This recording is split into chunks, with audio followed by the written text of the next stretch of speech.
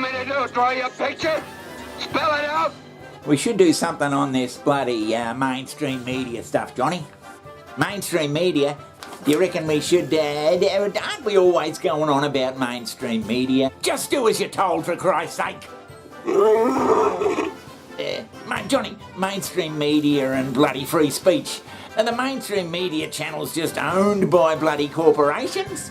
The corporate media out there is always being, it seems, owned by some big bloody, big pharma or government bloody things, or some big industry, multinational industries that have got their own agendas to push. Oh, Jesus, I don't know about that, Johnny.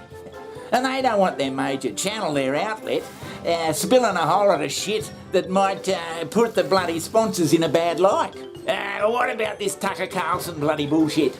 Good old Tucker. He got the arse a couple of weeks ago from Fox because he was actually saying what he thought, a line of thought that was contrary to what bloody Fox News was actually trying to push out there.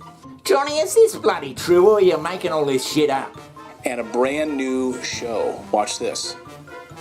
Hey, it's Tucker Carlson. You often hear people say the news is full of lies. But most of the time, that's not exactly right. Much of what you see on television or read the New York Times is in fact true in the literal sense. It could pass one of the media's own fact checks. Lawyers would be willing to sign off on it. In fact, they may have. But that doesn't make it true. It's not true. At the most basic level, the news you consume is a lie of the stealthiest and most insidious kind. Facts have been withheld on purpose, along with proportion and perspective. You are being manipulated. How does that work? Let's see. If I tell you that a man has been unjustly arrested for armed robbery, that is not, strictly speaking, a lie. He may have been framed. At this point, there's been no trial, so no one can really say. But if I don't mention the fact that the same man has been arrested for the same crime 6 times before, am I really informing you? No, I'm not. I'm misleading you. And that's what the news media are doing in every story that matters, every day of the week, every week of the year. So are you saying, Johnny, that mainstream media is just a bloody publicity department? A publicity department for big pharma and big bloody government? A public relations bloody company for the advertising? You can't have a free society if people aren't allowed to say what they think is true. Going into an election season, now he alludes to the fact that when you say things that expose corruption and the fact that the media is a thinly veiled mouthpiece for the government, you eventually will be canceled, implying to us that he was canceled for touching certain nerves that you're not supposed to touch. Yeah, he was saying he was against the war in Ukraine, which doesn't seem to be a big crime to me. I think everybody should be against a war.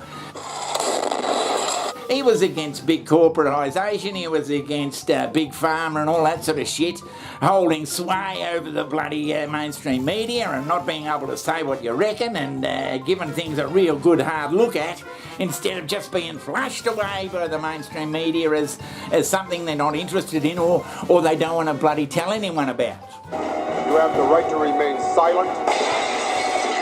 Free speech is the main right that you have. Without it, you have no others. Well, yeah, they did get rid of poor old Tucker for bloody saying what he thinks. It's about what happens in independent media. I think there's millions of people that care about what a voice, who was the only voice on Fox News, who was anti-war, anti-imperialism, who could speak out, and was then silenced after taking on the likes of Ukraine and BlackRock, etc.,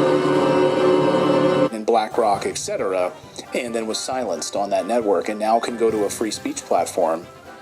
But I think Tucker's going to be all right, Johnny. He's got a bit of dough up his sleeve.